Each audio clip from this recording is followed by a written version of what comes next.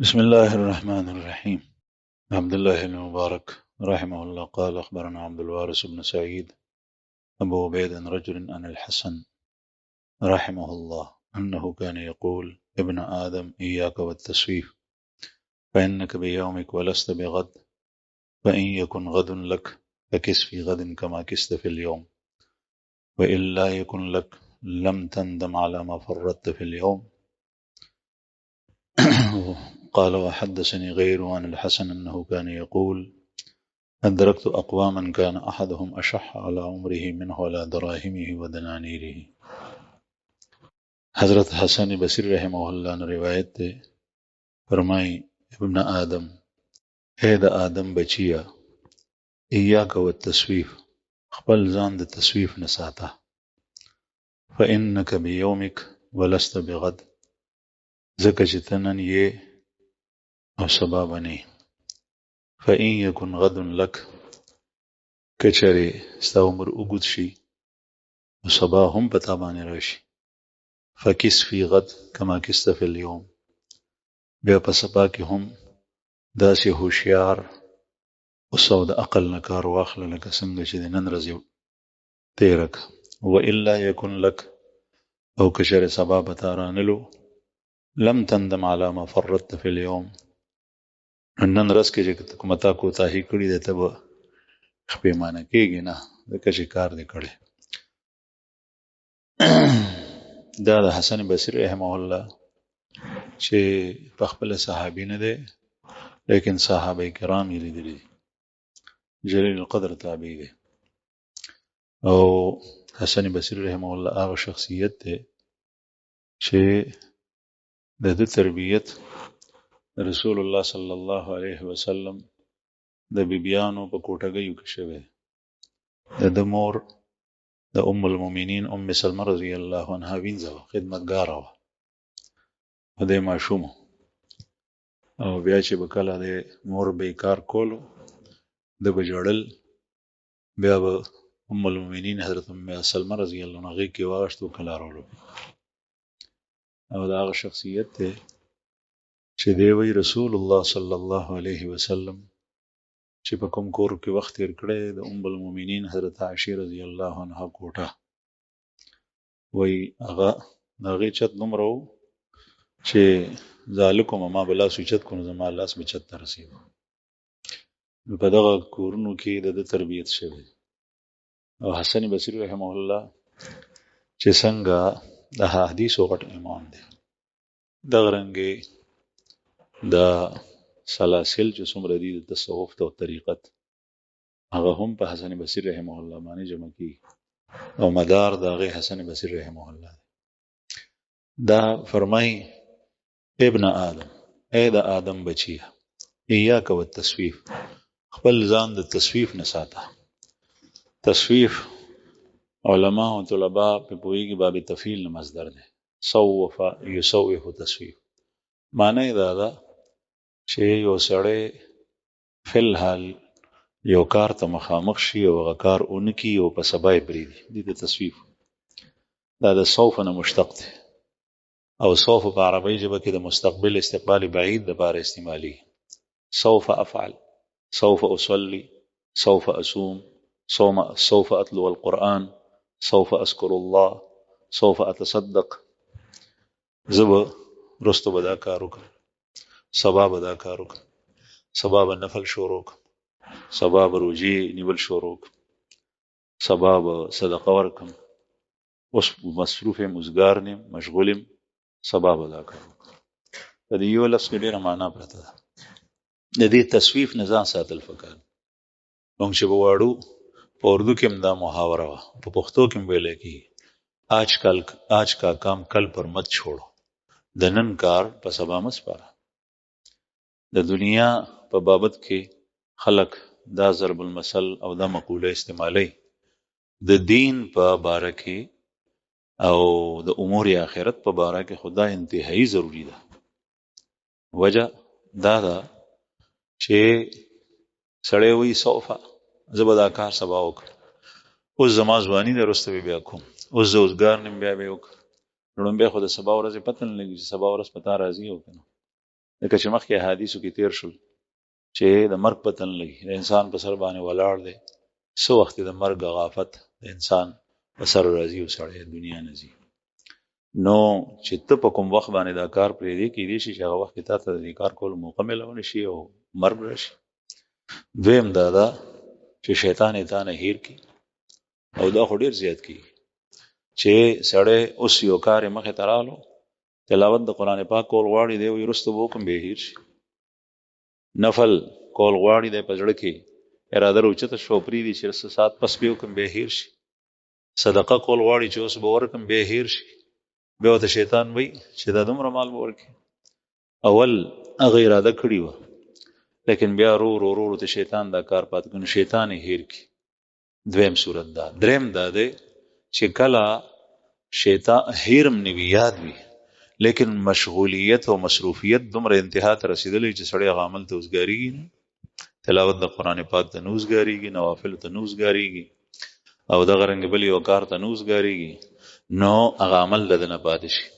نو فرمایي ابن آدم ای د آدم بچیه ایاک والتسویف د تسویف نه ځان ساته چې زه به درنګ ته به وکړم ساعت ته به وکړم سبا به دا کار وکړم فانک بیومک ولست بغد ځکه چې ته نن یې او سبا نه دا نن ورځ ستا ده او سبا ورځ هېڅ پتل نه سبا ورځ نشته نن یې او سبا نه نو په سبا یې څنګه سپارې فإن یکن غد لک که چرې نن تا دا ورځ د الله جل شانه په عبادت کې د الله په طاعت کې مشغول او مصروفه تیره که وخت دې قیمتي وګرځولو د عقل نه دې کار واغشتو نو که سبا بیا پتا باندې رالو الله جل شانه ژوند درکو ژوند دې وګد شو سبا نه ورځم رااله بیا هماغسې وکړه لکه نن چې څنګه کړي دي چې دا زما وروستۍ ورځ ده او سبا زما پته نه لګي بعضې حضرات زمونږ اکابر وایي که یو سړی دا غواړي چې زما مونځ دې ښه شي زه مونځ زر زر کوم او په مونځ کې پوهېږم نه چې ما څه وکړل نو ده ته پکار دي چې دی دا سوچ وکړي چې دا زما وروستی مونځ دی دې پسې ما ته د ماښام د مونځ موقع نه میلاویږي بس مازدیګر زما وروستی مونځ دی د مازدیګر دا مونځ به ډېر په اهتمام او توجه سره کې د دنیا ټولې ولیبې به دېرې شي چې یو سړي ته دا پته ولګېږي چې زه ماښام نه مخکې مرم نو چې کله سبا پتا بیا رالو بیا به ته سبا هغسې کار وکړې لکه نن چې څنګه کړی دی نو فرمایي فإن یکن غد که چېرې سبا در باندې رالو لک فکس فی غد کما کست فی اليوم بیا داسې د هوښیارتیانو او د عقل نه کار واخله لکه نن ورځ چې دی اخیستی او د انسان عقل او هوښیارتیا دا ده چې دی خپل وخت قیمتي کړي خپله سرمایه قیمتي کړي په دې خو هر یو سړی پوهېږي چې سرمایه یو سړی ځای کې مخکې مثال راغلو په سین کې وغورځولو مال او دولت یا یې په لوفرۍ باندې ضایع کړو نو دا ټول لاړو دغسې هر یو سړی په دې ښه پوهېږي او چې کله یې هغه په قیمتي ځای کې ولګولو چې په هغې پسې ګټه ډېره زیات راځي نو اوس هغه سرمایه قیمتي شو نو هوښیارتیا دا ده چې سړی دا خپل ژوند چې دا عظیمه سرمایه ده او دا عمر چې دا عظیمه سرمایه ده قیمتي جوړ کړي فکس فی غد کما کست فی اليوم بیا داسې هوښیارتیا نه کار واخل لکه څنګه چې تا نن ورځ اغوښتي وإن لا یکن لک او که سبا پتا رانلو سبا در راتلو نه مخکې ته د دنیا نه لاړې لم تندم علی ما فرطت فی اليوم بیا چې نن څه کړي په هغې باندې به ته پښیمانه نه ولې ځکه چې تا ورځ قیمتي کړي یو تابعي دی هغه نه چا تپوس وکړ چې که تا ته دا پته ولګېږي چې ته به سبا مرې نو دا نن یو ورځ د تا سره ته په دې کې خاص عمل څه کوې یو سړي دا شوق و هغه په دې پسې ګرځېدو چې زه د اکابرینو نه فقهاو نه محدثینو نه غټو علماو نه تپوسونه کوم چې دا ځان سره نوټ کړم چې بیا هغه کارونه کوم ځکه چې دا هر چا به خپله تجربه وي څوک به دعا یادوي څوک به د شپې نفل یادوي څوک څه یو تابعین یې تپوس وکړو هغه ته یې وی چې تا ته دا پته ولګېږي چې تا سره صرف او صرف دا نن وخت دی او سبا نشته ته بیا کوم یو عمل کوي هغه ورته وایي چې څنګه مې نن کولو دا څنګه مې په تېرو ورځو کې کولو داسې به نن هم کوو هغه حیران شوی د دې څه مطلب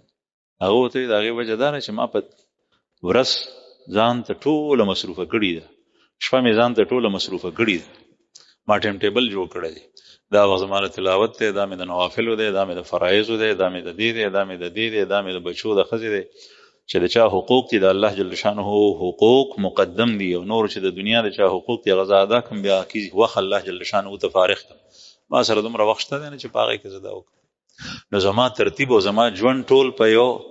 جدول باندې په نظام الاوقات باندې روان دي هغه ترتیب باندې عمل کوم او د دې بیا دا مطلب هم نه دی چې سړی ټیم ټیبل جوړ کی او بیا پاغه باندې عمل نه کوي زمونږ سره یو مرګره او په سبق کې په مدرسه کې هغه به د شپې د ماښام نه پس تر 10 بجو پورې طالبانو تکرار کولو دا وخت به تکرار مدرسو کې دا وی هغه به ځان ته لګیاو نه به بل چاته تکرار کولو نه به د چا اورېدو ځان ته بناست بیا به کاغذ راغشته او په قلم باندې به کرخه والی په پیمانه او فوټه باندې به پاغي کې لیکل کوم و دې سکه به ځان ته نظام الاوقات جوړم ټیم ټیبل سبق دی وخت کې به زدا کار کوم دی وخت کې به زدا کار کوم دی وخت کې به دا کوم نو د ماښام نه تر 10 پورې به ټول وخت په دې کې تیر کو بیا چې به سبا شو بیا به هغه پاڼه شلولې وه بیا به بله پاڼه ځان ته مخې ته ایښي بیا به ترې موږ تپوس وکړو چې دا اوس څه کوې یاره هغه ترتیب مې خوښ نه شو بل ترتیب جوړوم بیا به په بل ورځ به بل ترتیب و نو د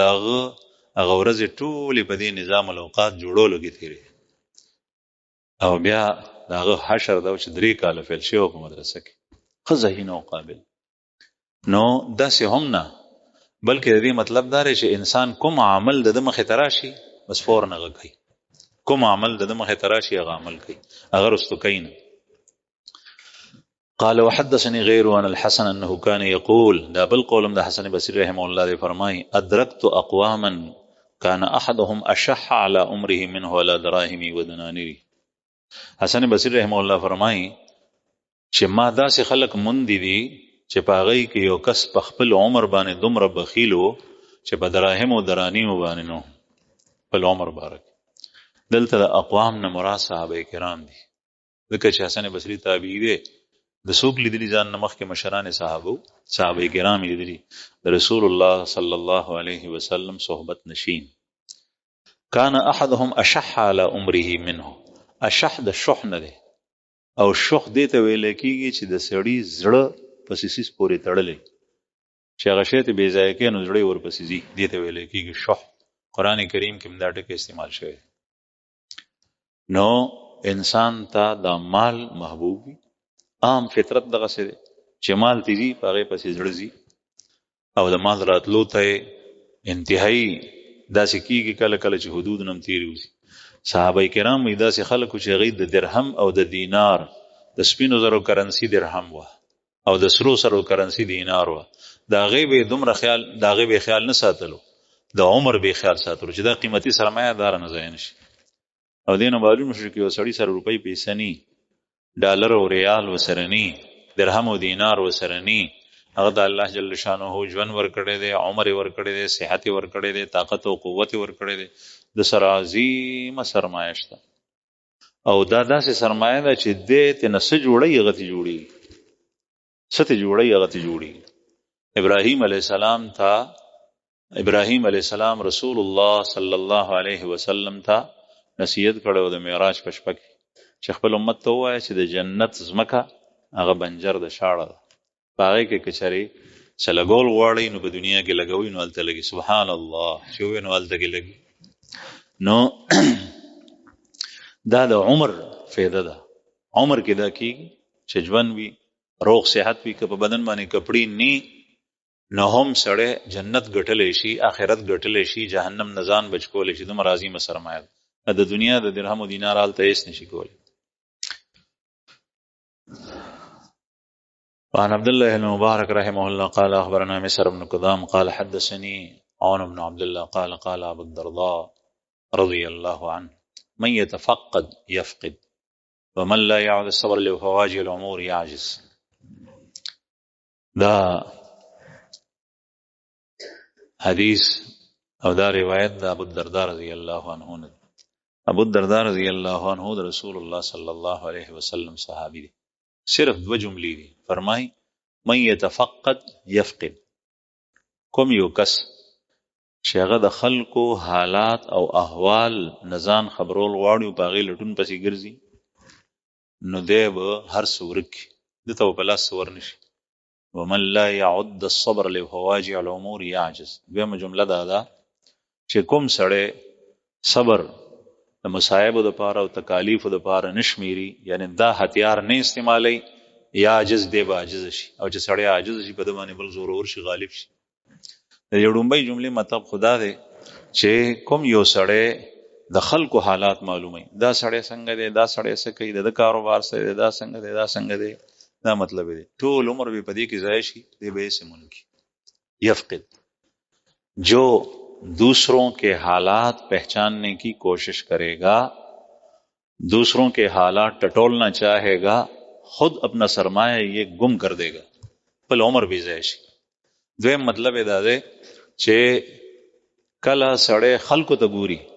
معاشرې ته ګوري، نو دغه وخت کې بیا نن سبا دغه د سوسائٹی ته ګوري، معاشرہ جس رخ پہ چلتا ہے ہم اسی رخ پہ چلیں گے. دا خلک وي عام د اصول له قانون دی چې څنګه معاشره روان دا چې موږ هم کوو. نو دغه وخت کې که چېرې سړی په معاشرې پسې لاړ شي، په خلکو پسې لاړ شي، نو اکثر خلک داسې دي چې د هغوی کار خطا، د هغوی خبرې خطا، د هغوی اخلاق خطا، د هغوی نظریه او سوچ خطا. قرآن کریم کې الله پاک فرمایي ولا تطع اکثر من فی الارض یضلوک عن سبیل الله، ولا تطع اکثر من فی الارض یضلوک عن سبیل اللہ، تم زمین کے اندر اکثر لوگوں کے پیچھے نہ چلو، ان کی اطاعت مت کرو، وہ تمہیں اللہ کے راستے سے گمراہ کر دیں گے. صفا واضح دلیل دی.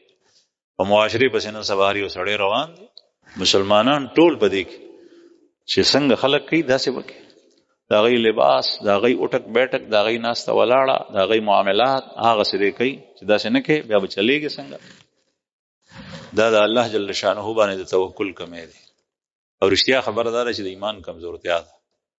د دې سړي په مخلوق باندې اعتماد شته، لیکن په الله باندې شته. که په الله باندې اعتماد وي، د الله جل جلاله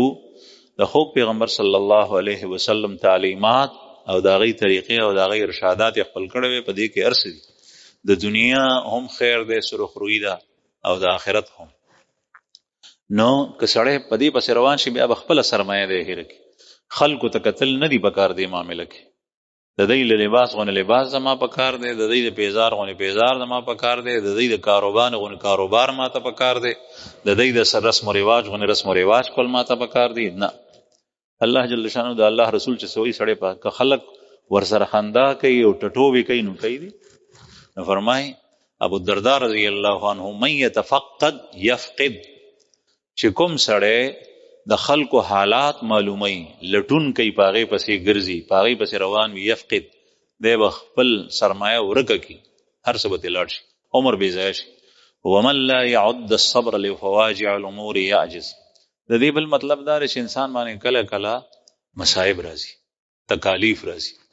د مصائب د شر نه د بچ کېدو دپاره انتهایی مؤثر هتیار او وسله هغه څه شی دی؟ صبر. بس صبر. مالی پریشانی راله صبر، جانی پریشانی راله صبر. د ده په خپل ذات کې راله، سترګو نظر لاړو، په غوږونو باندې کوڼ شو، په ژبه باندې ګونګ شو، لاس یې کنډم شو، په خپه باندې کنډم شو. صبر د دې هتیار دی. دا صبر چې انسان کوم ځای ته رسوي نو بل څیز باندې نشي تللی. حضرت عمر فاروق رضی الله عنه نه جمله مروي ده، هغه فرمایي چې دوه سورلۍ داسې دي چې په هغې باندې په کوم یو باندې زه سور شم نو ما به جنت ته رسوي. په هغې کې یو شکر دی او بل صبر دی. او په انسان باندې دا دوه فریضې دنیا کې د مخامخ کېږي. دې کې بیا دننه ډېر احکام په باندې راځي، هغه د دې تشریح ده. او د هغې وجه دا ده چې انسان دنیا کې یا د نعمت سره مخامخ کېږي، خوشحالۍ سره، او یا د مصیبت او خفګان سره. که دی د نعمت او خوشحالۍ سره مخامخ شو نو په ده باندې شکر واجب دی، او که دی د مصیبت او تکلیف او سختۍ سره مخامخ شو نو په ده باندې صبر واجب دی. نو ځکه فرمایي چې دوه حالت دي، یا خوشحالي ده او نعمت دی، دغه وخت کې چې شکر وکړم نو شکر مې جنت ته رسوي، او یا مصیبت دی، تکلیف دی، دغه وخت کې چې صبر وکړم نو صبر مې جنت ته رسوي. نو فرمایي ومن لا يعد الصبر، چې کوم بني آدم صبر نه کوي. نبی کریم صلی الله علیه وسلم یو ځل مبارک په لار تلو، یو زنانه د قبر خوا کې ناسته او جړلې، او جړه داسې وه چې د بې صبرۍ جړی نبی کریم صلی الله علیه وسلم ته فرمایل اصبری، صبر. هغه ورته سخت جواب ورکو، پیژندل نو چې دا د الله رسول دی. اصبری، او هغه جواب دا ورکو چې زه د تکلیف پتا نه دی راغلی، که پتا راغلی بیا به تا داسې نه وي. چا ورته ووایي چې فلانکۍ ډینګړی دا خو د الله رسول و، دا تاسو ووایي. هغه د قبر نه لاړه او بیا د نبی کریم صلی الله علیه وسلم کور ته لاړه، ورته ووایي چې صبر کوم. رسول الله صلی الله علیه وسلم ورته وفرمایل الصبر عند الصدمة الاولى، د صبر وخت هغه چې کوم وخت کې تا ته ما وي. دې نه دا معلومه شو حدیث مبارک نه چې تا ته کوم یو قسم خلار اوخی، امر بالمعروف، ښه خبرې درته وکړه، نهي عن المنکر، د یو منکر نه منع کې او ښه کار یې درته ووایي چې دا وکړه. ته هغه کار په هغه رد کوه ما چې ویې رټې هغه. مثلا موږ شخصیاتو پسې ځو، فلانکي سړي ویلي دا غوړ سړی د خبره منل پکار دا فلانکي دا نه. ته خبرې ته ګوره، لا تنظر الى من قال بل انظر الى ما قال. اس کو نہ دیکھو کہ یہ کون کہہ رہا ہے، اس کو دیکھو کہ وہ کیا کہہ رہا ہے. وہی سر کوم یو سړی لګیا دی دا نه خبرې د تخو کا هغه فورا منه. دې زنانه هغه خبره ونه منله، رسول الله صلی الله علیه وسلم دې په هغې باندې خفه شو. بهرحال حضرت ابو الدرداء رضی الله عنه فرمایي چې صبر هغه هتیار دی چې څومره په انسان باندې تکالیف راځي هغې کې د خیر دی. یو حدیث مبارک کې راځي چې کله داسې وي چې الله جل شانه څخه د یو انسان مقام او مرتبه هغه ډېره لوړه لیکلی شوي وي، فلانکي درجې ته به دی ځي، د هغه اعمال داسې نه چې په هغې اعمالو هغه ورسي، ظاهري اعمال کمزوري دي، کم دي، بیا الله جل شانه په هغه باندې یو مصیبت راولي. الله پاک دې مونږ د امتحان نه وساتي، مونږ کمزوري یو، او چې کله راشي نو د صبر نه علاوه بل لار نشته. بیا الله جل شانه په هغه باندې یو تکلیف راولي، بیماری، مالی پریشانی، بیا په هغې کې دې صبر وکړي. صبر ضروری دی، که صبر نی بیا نشته دا اجر. چې څنګه صبر وکړو په هغې صبر سره الله جل شانه د مرتبه دومره لوړه کړي چې یو سړی په کلونو نیک اعمال کوي هغه ځای ته نه رسېږي. د صبر دومره لوی درجه، ان الله مع الصابرین، الله جل شانه د صبر کوونکو سره د الله خاص نصرت او مدد دی. نو فرمایي ومن لا يعد الصبر لفواجع الامور يعجز، چې کوم یو سړی د مصائبو د پاره، تکالیفو د پاره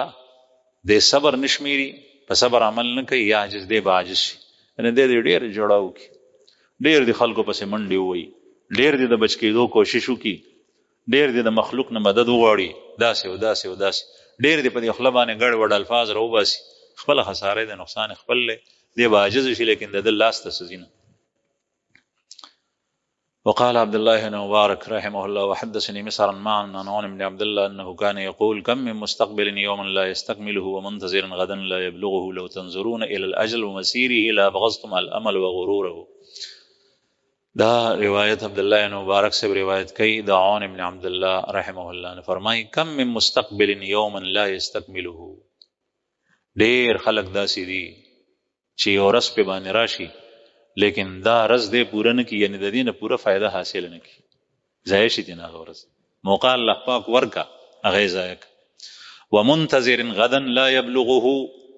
او ډیر خلق داسې دي چې هغوی د سبا انتظار کوي لیکن سبا ته ونه رسیږي، مرګ پرې راشي. لو تنظرون الى الاجل ومسیره، که چېرې تاسو نیټې ته وګورئ او د هغې تلو ته چې نیټه څومره تیزه را روانه ده، نو لابغضتم العمل وغروره، ستاسو به د خپلو امیدونو سره، ارمانونو سره، تمناګانو سره، ارزوګانو سره بغض او نفرت پیدا شي، او د هغې د دوکې سره هم بغض او نفرت پیدا شي چې دا خو دوکهباز دنیا ده. یعنی مطلب دا دی چې ورځ راله د الله جل شانه یو لوی نعمت چې ورځ تقریبا شپه ورځ چې یو ځای کې نو 40 غنټې جوړېږي شو روز، او چې یو ورځ وي نو 15 غنټې، 14 غنټې، 14 غنټې، 12 غنټې دا ورځ ده. په هغه ورځ کې انسان ډېر څه کولی شي او د دې ورځ سره مخامخ شي، لیکن د دې نه فایده وانه په خوب یې تېره کا، په گپ شپ یې تېره کا، په عبث یې تېره کا. زیات نه زیات چې یو سړی وایي چې ما فضول وخت ضایع نه کو، دنیا ګټلې وي د آخرت لپاره څه نه، د دنیا د پاره ډیر خدا سی وی الله مدي وساتي چې هغه په کبایر او ګناهونو کې په اورس کې ککړ شي او بیا د سبا انتظار کوي یعنی چې زه سبا دا کار کوم هغه سبا رانه شي هغه ته د اون رسی کچر انسان دی ته وګوري چې زما اجل سره اجل دا چې هیڅ پتن نه چې سبا مرګ راځي او څومره زر زر را روان دي نو دی به خپل ارمانونه به زړه تور شي دي سره به بغض او نفرت پیدا شي فرمای اون ابن عبداللہ رحمہ اللہ فرماتے ہیں کم میں مستقبل یومن بہت سارے ایسے لوگ جو ایک دن یعنی وہ دن ان کے پاس پہنچا ہے آیا ہے لا یستکمل اسے پورا فائدہ نہیں اٹھاتے وہ منتظر غدا لا یبلغه اور بہت سارے ایسے لوگ ہیں جو کل کا انتظار کرنے والے ہیں لیکن کل تک پہنچ نہیں پاتے لو تنظرون الی الاجل اگر تم اپنے موت کے وقت کو دیکھو کہ تمہاری جو مدت متعین ہے اللہ کے اس کو دیکھو مسیری ہی اور اس کے آنے کو دیکھو لابغضتم الامل وغرورہ پھر تمہاری اپنی ارمانوں سے اپنی امیدوں سے اپنے تمناؤں سے اپنے آرزوؤں سے تمہاری نفرت پیدا ہو جائے گی اور بغض پیدا ہو جائے گا وغرورہ اور تمہیں وہ دھوکے کی چیزیں نظر آئے گی اللہ